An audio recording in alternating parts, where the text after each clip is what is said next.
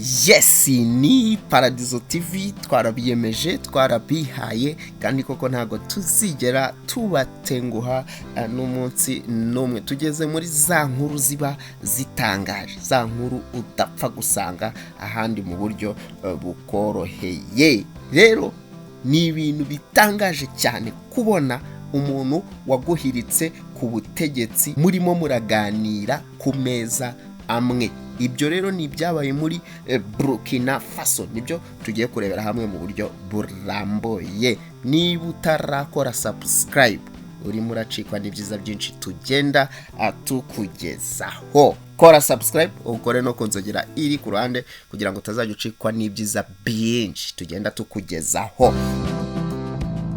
Umuyobozi w'inzibacyuho wahiritse ubutegetsi muri Burkina Faso Yahuye na Marc Christian Kabore yahiritse baganira ku bibazo bitandukanye birimo umutekano. Urumva atari ikintu gitangaje.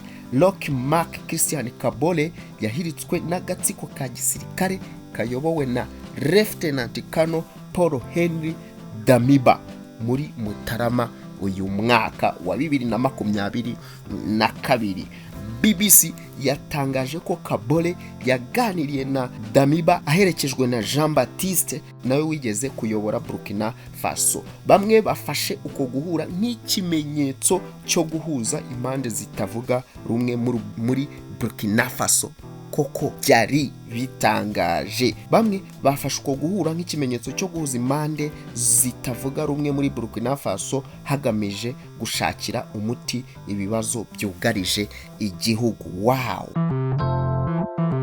Amashusho yasakaye ku mbuga nkoranyambaga yagaragaje Damiba asuhuza Kabore ubwo yarageze ku ngoro y'umukuru w'igihugu, nyuma bagenda baseka ku itapi itukura.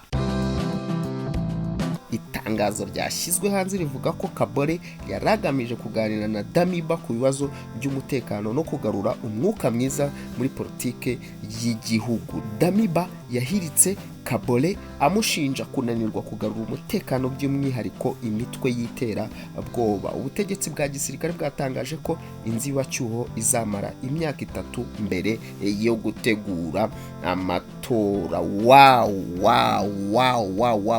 Ni Paradizo TV twarabiyemeje tuba tugira ngo tubagezeho ya makuru ari hot. Reka tubonane ubutaha muhorana na Bukalifu. Ciao.